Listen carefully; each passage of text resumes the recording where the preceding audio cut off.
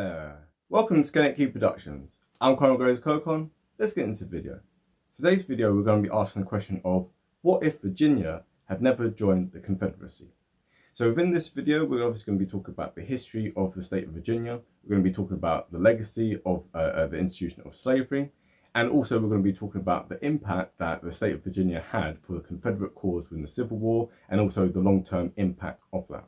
But before we do all that, don't forget obviously hit the like button, subscribe if you haven't already, and also as well don't forget to hit the bell button so you stay notified with all of our upcoming videos. And of course, if you have any friends or family or anyone else who might be interested in these videos, please don't hesitate to share them, because it will really help me out, it will really help the channel out and stuff, and also it will share a lot of the kind of knowledge and stuff, and we can have more of a debate and discussion about some of the topics being covered in this. So, without further ado, we're going to dive straight now into the history of Virginia. So Virginia, of all the states in America, is by far and away my favourite, for multiple reasons. One, because of the two states that I've been to, New York and Virginia, I preferred it. But also, if one wanted to have a kind of microcosm of the United States and of American history, the state of Virginia is the one to go for, right? So from its earliest days to the present, if you kind of want look at everything that's happened in America, yeah, whether it's the civil rights or slavery or the Civil War, the American founding, etc., Virginia is the best kind of like microcosm of that, right? So going all the way back to 1607, Virginia was the home of Jamestown, right? So this was the first permanent settlement that the British had in North America. So many years before, in I believe 1567, you had Roanoke, which was a failed English colony, which they tried to set up. But Jamestown in 1607, that was the first permanent settlement.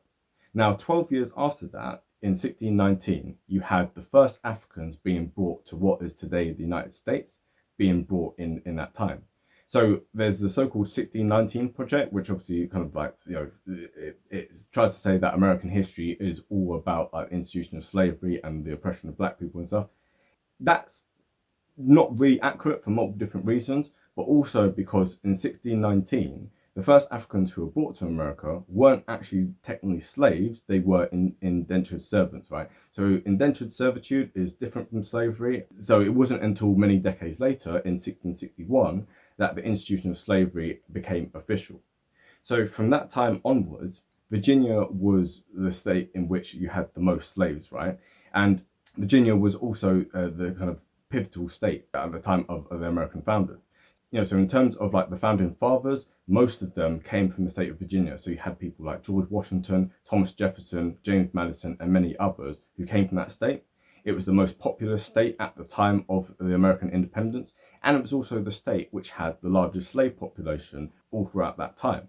And it's also something to note as well that the US capital, Washington, DC, was actually carved out of a part of Virginia and a part of Maryland as well. So it gives you an idea of just how central and how pivotal the state of Virginia was in the early formation of the United States.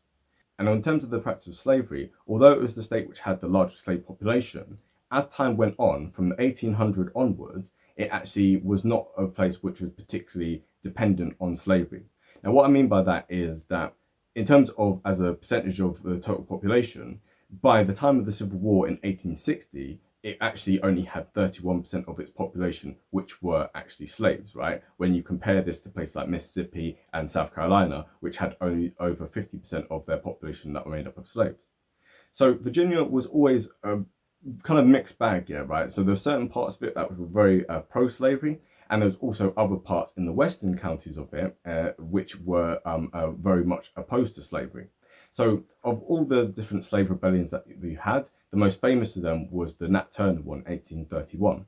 And in 1832, Virginia's state legislature actually voted very narrowly to maintain slavery. So it was very, very close, and they almost end up actually abolishing slavery. So this was almost 30 years before the Civil War. So it kind of gives you an idea of just how kind of contentious it was in that state, and how much of a kind of live debate it was. And it was notable as well that those western counties, which were most opposed to it, were the ones where you had most of the kind of resistance against it. So we'll talk about that in more depth a little bit later, but it's just something to just bear in mind. So slavery in the early days was focused more around the state of Virginia, and this was in the early days more focused around the production of tobacco. However, with the invention of the cotton gin by Eli Whitney in the 1790s, this is where you saw the explosion of cotton production because it helped to mechanize the production of cotton. And this is where you had so-called King Cotton, right? So you can see on this map here, and I'm really annoyed I didn't have this map when I did my last video talk about the slave trade. Definitely check that out because it ties in nicely with this. But you can see on this map here how slavery basically expanded from pretty much where it was along the coast in Virginia and other states, and how it went westwards, further and further westwards, and basically took over much of the southern states, right, and especially in the deep south. So this basically follows the so-called Cotton Belt. So even to this day, the majority of African Americans live within the so-called Cotton Belt because this was the place where you had a lot of cotton production, and this is where obviously you had a lot of the slaves. So by the presidential election of 1860, where Abe Lincoln ended up being elected, right, Virginia was not like many of the other states in the South. So Abe Lincoln, obviously he was a Republican. The Republican Party was founded in 1854. And in 1860, they end up winning their first presidential election. However, it's something to point out that the northern states were so much more powerful than the southern states by this time in terms of raw population, that even though he didn't even appear on the ballot in many of these deep southern states, he still won the election. And many of these states in the deep south, as a result of him just being elected, even though he didn't run on a platform of immediate emancipation or even in the future emancipation and stuff, right? 7 of these southern states end up splitting away. And these are the states of South Carolina, Mississippi, Florida, Alabama, Georgia, Louisiana, and Texas. So all of these states seceded between the period of Lincoln being elected in November of 1860 to when his inauguration was in March the 4th. So back in those days, the inauguration date was March the 4th, whereas nowadays it's on January the 20th. So this kind of gives you an idea of, these 7 states, this is how strongly they felt against President Lincoln, that, he wasn't even on the ballot paper and they split away just on him being elected. Virginia, however, and many of these other states in the upper South were a little bit different. So Virginia at least had him on the ballot, although he only got 1% of the vote. But the state tended to vote more for another party, which was the Constitutional Union Party, right? So this party here basically wanted to kind of maintain this kind of like federal system whereby you had different states having the freedom to have slavery or not to have slavery, but to stay within the Union still. Yeah? So they were opposed to secession, whereas many of these other states voted for the Southern Democratic Party, which was more in favor of secession.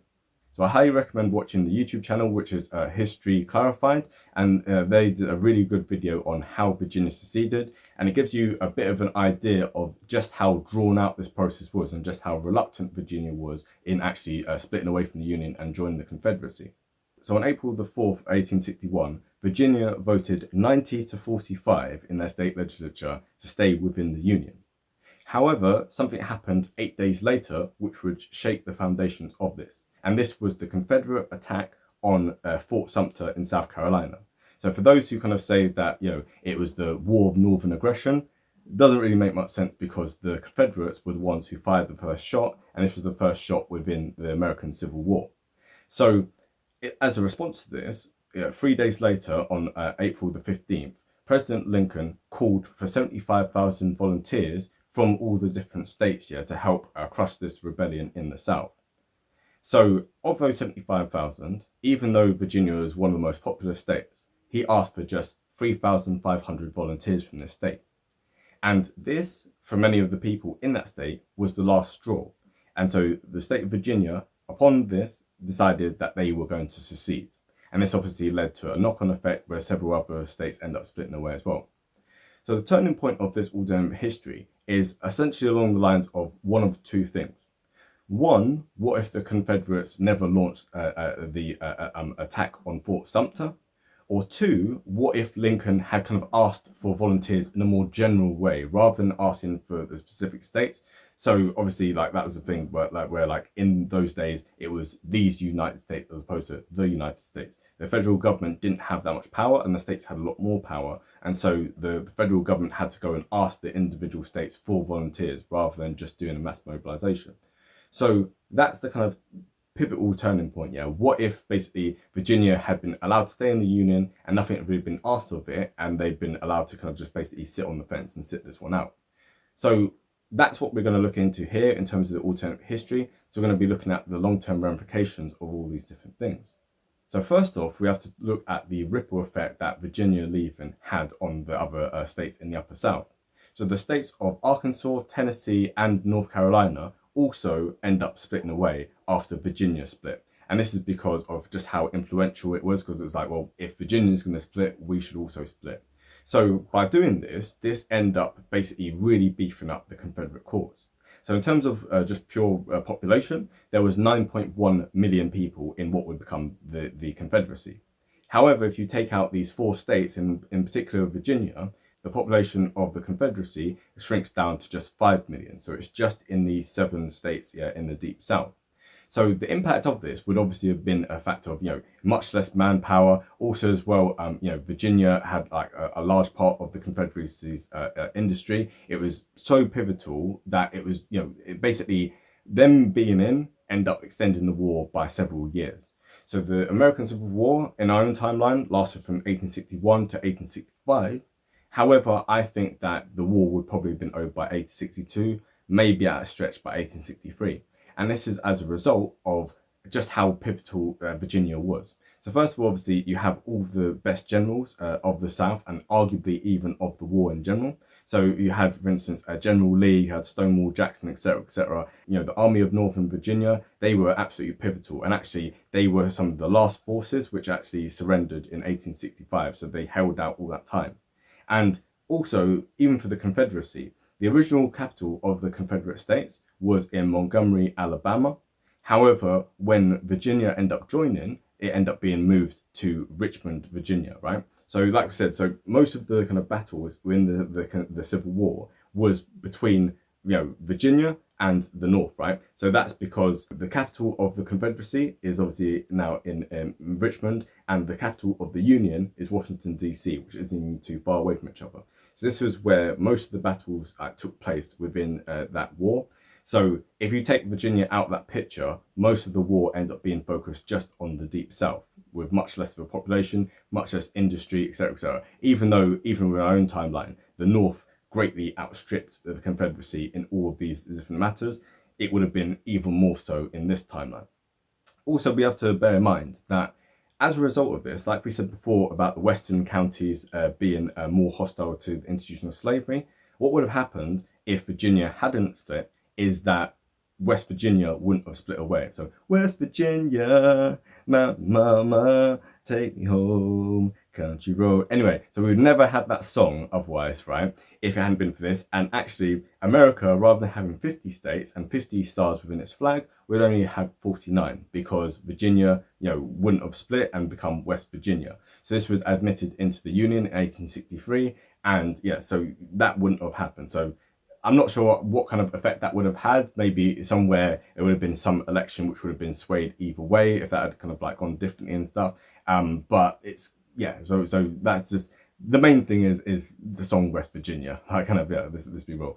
But anyway, so that's not even the name of the song, whatever, never mind. But so that would have been an effect. And I suppose the major kind of thing to kind of question with this is, does Virginia not joining the Confederacy speed up the process of emancipation, or does it slow it down? And I actually argue controversially that I think that this would actually slow down the cause of emancipation. Now, the reason I'd say that is because in our own timeline, you had several border states which stayed within the Union. So you had places like Missouri, you had places like Kentucky, you had places like Maryland, right? Which all still maintained the institution of slavery, even though they didn't split away and they stayed within the Union. However, as the Civil War went on, by the time we get to 1863, the cause of like the Civil War had just shifted more and more away from maintaining the Union, which is what it had been in the early days, to the only way of maintaining the Union is by abolishing slavery, right? So the cause of the Union and of emancipation end up being tied by 1863. However, with the war being over much, much quicker, and also with so many of the kind of slave states not splitting away, it would have been a thing where one can imagine that, you know, the northern states would have imposed emancipation on the deep south, but they would have left states like Virginia, because, you know, Virginia was such a kind of pivotal thing that even President Lincoln, upon hearing that Virginia might end up splitting away, said, right, we'll withdraw the troops from the South if Virginia stays in the Union, right? So it's the last ditch attempt to try and get them to not split away, because he understood just how pivotal it was. So I think even after the Civil War, even after this kind of shortened Civil War, for the North to try and abolish slavery, even in these kind of like border states which had remained loyal, I think wouldn't have been a very wise policy to have done. So I think that slavery would have ended in the Deep South much earlier than it did otherwise. But I think that the institution of slavery would have continued on in Virginia and other border states like this, probably into perhaps the early 1870s. And the reason for this, I think, is, you know, so obviously, if Virginia all the way back in 1832 was debating about whether to abolish slavery, I think that the Civil War happening and all these kind of things here, I think would have sped up the process of emancipation. But I think without this outward pressure from the North, trying to crush the institution of slavery across the whole United States, I think that, you know, Virginia, much as it kind of reluctantly joined the Confederacy, I think it would have reluctantly abolished slavery on its own terms at its own rate. So that's something to kind of really consider and stuff. And obviously, don't forget to hit the like button, and obviously subscribe if you haven't already. Hit the bell button so you stay notified. And also in the comment section, don't forget to leave any comments about your thoughts. You know, there might be many different things I've left out in this video because it's a relatively short one. There might be many different controversies, things that you disagree with, things that, you know, so please let me know your thoughts in this. And also as well, don't forget obviously to stay tuned for next time, where we are going to be looking at what if the Kaiser had survived.